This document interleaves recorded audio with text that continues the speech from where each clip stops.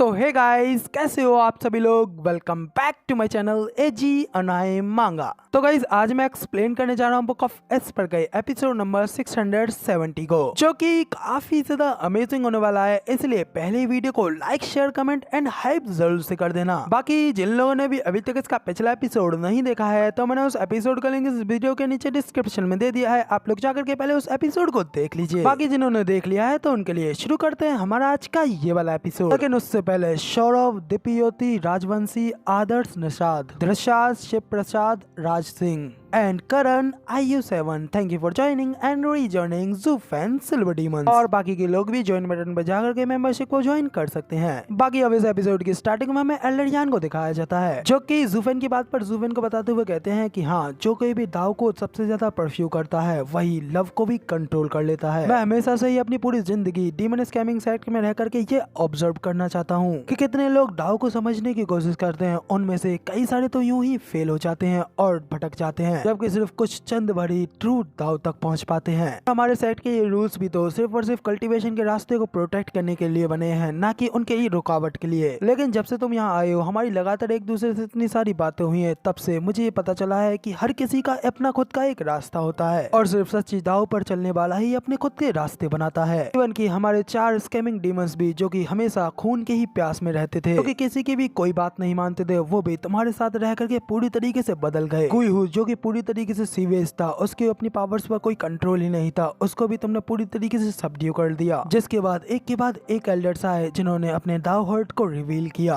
और सबको दिखा दिया। किसी को भी दाव का ज्ञान देकर के उसे दाव पर चलना सिखाया जा सकता है। हम सभी लोग हमारे खुद के ही और पास के एनवायरनमेंट के प्रोडक्ट्स हैं। मुझे यकीन है कि हमारा डीमन स्कैमिंग सेक्ट तुम्हारे सेक्ट लीडर बन जाने के बाद मैं तुम्हारे नीचे हमारा ये सेक्ट एक ट्रू डिमोनिक पाथ पर चलने वाला सेक्ट बन जाएगा, ना कि कोई अराजक सराहीन डीमन से भरा हुआ। और जैसे जैसे हमारा सेक्ट डेवलप होता जाएगा, तो डिजायर्स और कामनाएं तो सिर्फ उसका एक स्टेप ही रह जाएंगी, कल्टीवेशन उसे भी ओवरकम कर जाएगी। तो फिर आखिर हम हमारे सेक्ट के एक एंशिएंट रूल की वजह से हमारे सेक्ट के आने वाले ब्राइट फ्यूचर की कामना को कैसे रोक सकते हैं? मैंने सही कहा ना जूफेन। एल्डरियान की ये सारी बातें सुनने के बाद में जूफेन भी उनकी तारीफ करते हुए कहता है कि एल्डरियान, वाकई में आप ट्रूली वाइज और प्राउड माइंडेड हैं। एल्डरियान भी हंसते हुए कहते हैं कि हाँ, मैं तो ये सब कुछ सिर्फ और सिर्फ अपने सेट की ग्रोथ के लिए कर रहा हूँ। जिन लोगों के पास में अपना खुद का कोई मार्ग नहीं होता, तो उनके पास में कल्टीवेशन करते हुए आगे चल करके काफी ज्यादा कठिनाइयों का सामना करना होता है। ये एंड पर कल्टीवेशन के मार्ग में एक डेयरिंग शर्त है। अभी इस बात के बारे में कहना काफी ज्यादा जल्दबाजी होगी कि आखिर इस ट्रायल में कितने लोग पास हो पाएंगे। और अगर हमारी इस ग्रेट डील में अगर हमारे कई सारे डिसाइपल्स अपनी इच्छाओं, अपने डिजायर्स में फंस करके मर जाते हैं, शायद हमारी हिस्ट्री में मेरी बहुत ज्यादा निंदा की जाएगी। अगर यहाँ पर एक और कोई रास्ता हुआ और वो सभी लोग उस थ्रेशोल्ड को ओवरकम करके सीमा को पार कर दूसरी ओर निकल आए, तो हमारे ये डीमन स्कैमिंग सेक्ट पूरी तरीके से बदल जाएगा। तब इतिहास हमेशा हमारे इस दिन को याद रखेगा। तो अब इधर एल्डरियान की ये सारी बातें सुनकर के तो जूफेन भी काफी ज्यादा हैरान होते हुए अपने मन में कहता है कि वाकई में एल्डरियान तो एक ट्रूली ग्रैंड विजन को पोजेस करते हैं। उनकी आगे की दृष्टि तो बहुत ही ज्यादा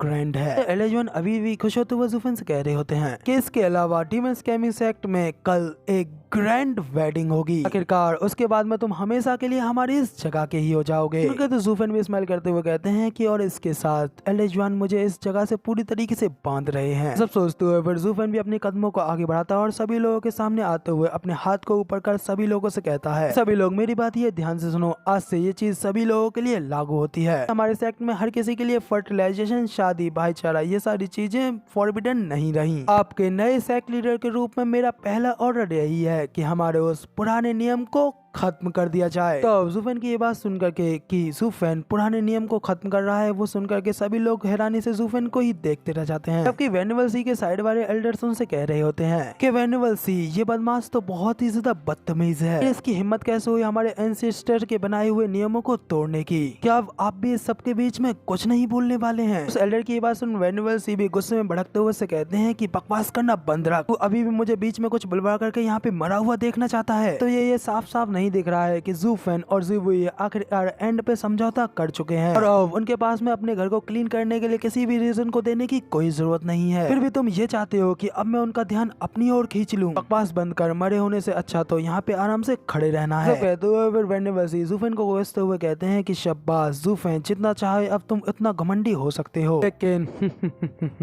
इतने सारे लोगों को अपमानित करने के बाद में तुम्हें उचित सजा तो जरूर मिलेगी। और वेंडिवसी के मन ही मन इतना कहने के साथ ही हमें बाकी के लोगों को दिखाया जाता है कि क्विलिंग सबसे पहले अपने हाथ को उठाता है और ज़ूफेन के नाम के नारे लगाते हुए कहता है, सेक लीडर ज़ू, वाकई में आप लंबी उम्र जिए। सेक लीडर ज़ू, आप लंबी उम्र जिए। तो अपने बाप को ऐसा करते हुए देखकर क्विलिंग का बेटा गैंगर भी उसका साथ देता है और वो भी कहता है कि सेक लीडर ज़ू, आप लंबी उम्र जिए। बाकी के सभी लोग भी हैरानी से उन्हीं लोगों को देखते हैं और वो सब लोग भी अगली बार से उसका साथ देने लगते हैं। हर तरफ ज़ूफेन की लंबी जिंदगी की कामना के नारे लगने लगते हैं। जो सब कुछ सुन ज़ूफेन भी स्माइल करते हुए अपने मन में कहने लगता है कि सब कुछ देख करके ऐसा लग रहा है कि सिर्फ क्विलिंग इस फैसले से सबसे ज्यादा खुश है, बाकी के लोग तो सिर्फ उसके साथ ही उसकी नकल उतार रहे हैं। लगता है कि दुख को भी संगति पसंद है। ज़ूफेन ये सब कुछ सोच रहा होता है जबकि दूसरी ओर कोई डैड डैड करते हुए ज़ूफेन की ओर ही आ रहा होता है। इसके साथ ही फिर हमें दिखाया जाता है कि यंग सेंजी बैरियर को फाड़ करके सीधा डीमंस के इंसेक्ट के में अंदर आ चुका होता है और ज़ूफेन के पास आते हुए उसे कहता है कि डैड, मैंने सुना है कि कोई बूढ़ा आदमी आपको परेशान कर रहा है, मुझे बताइए कि आखिर वो कहाँ है, मैं अभी उसे अच्छा मजा चखाता हूँ। तो अब यंग सेंजी के इस गलत टाइम की एंट्री को देख करके तो ज़ूफेन भी थोड़ा घबरा जाता है और थोड़ा परेशान होते हुए अपने मन में कहता है कि डैम इट, मैं तो इसके बारे में पूरी तरीके से भूल ही गया था।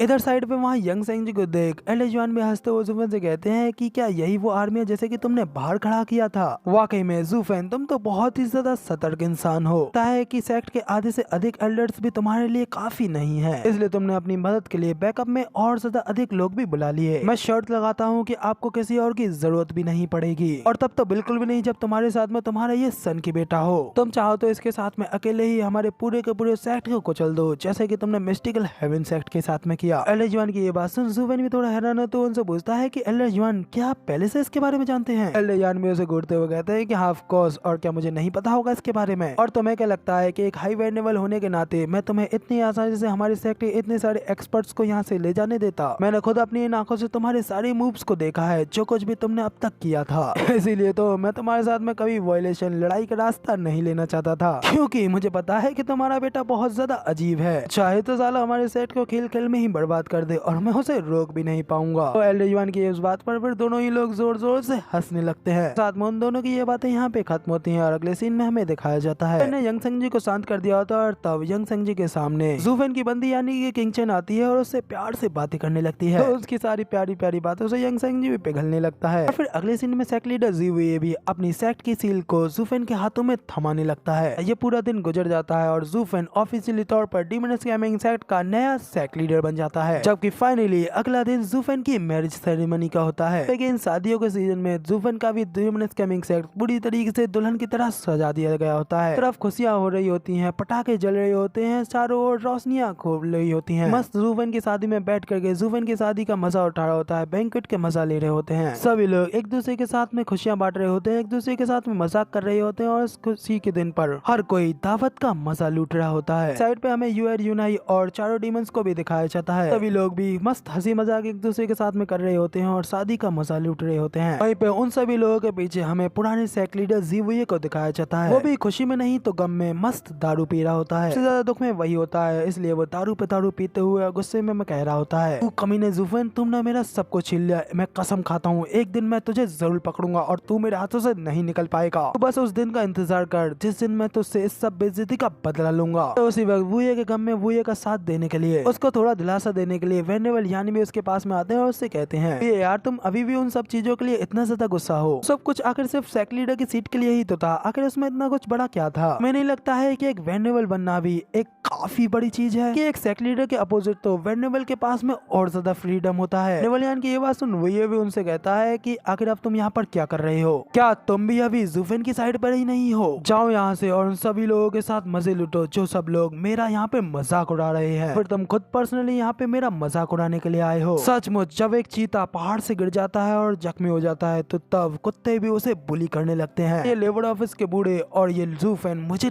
तंग कर रहे हैं। मैं ही इस ज़ूफेन को इस सेक्ट में लेकर आया और मैं ही इन सारे एल्डर्स को वसी के चुंगल से बाहर निकाल करके लेबर ऑफिस में डाल उन्हें इतना ज्यादा मजबूत बनाया कि आज वो वेंडेवसी के खिलाफ भी खड़े हो पाए। आज आज वो लोग उसी शक्ति को लेकर के इधर मुझ पर टूट पड़े। वो ये की सारी बातें सुन वेनेवल यानी भी उसे समझाते हुए उससे कहते हैं वो ये हम सेंचुरी से एक दूसरे के भाई हैं और जो रिश्ता हम दोनों के बीच डबल ड्रैगन गैदरिंग से बना वो रिश्ता कभी भी टूट नहीं सकता। तो फिर आखिर मैं तुम्हें चोट पहुंचाने में बाकी के लोगों की मदद कैसे कर सकता हूँ? लेकिन सच कहूँ तो वो ये अब तुम्हारा समय जा चुका है। हमेशा से ही लोगों को अपने साथ करने की जगह पर उनको धमकाते रहे, वरना उस चीज का फायदा उठा करके ज़ूफेन बाकी के लोगों को भड़का करके तुम्हें पीछे हटने पर मजबूर कैसे कर पाता। और कल भी मैंने तुम्हें इस सब को सुलझाने का एक मौका दिया था, लेकिन तुमने मेरी एक बात भी नहीं सुनी। ज़ूफेन भी इस सब को सुलझाना ही चाहता था, लेकिन फिर भी तुम इतने ज्यादा जिद्दी रहे, तुमने किसी की बात भी नहीं सुनी। तुमको अब यहाँ पे बैठ करके उस सब के बारे में भी सोचना चाहिए जो कुछ भी तुमने अब तक गलतियाँ की। और हमेशा ये याद रखना, तुम्हें क्या लगता है कि हाई वेनेबल ने तुम्हारे साथ में कुछ गलत किया? नहीं, बल्कि एक्चुअली में तो हाई वेनेबल ने तुम्हारी जान बचाई है, क्योंकि तुम्हें नहीं पता है कि इतने समय ज़ूफेन के साथ में क्या पावर्स हैं। इतना कह करके वेनेबल यान तो वहाँ से जाने लगते हैं कि वो ये अभी भी बुरी तरीके से गुस्से में अपने दांत पीसते हुए अपने मन में कहता है, सही, बिल्कुल सही बात। और मास्टर, मगर तुम याद रखना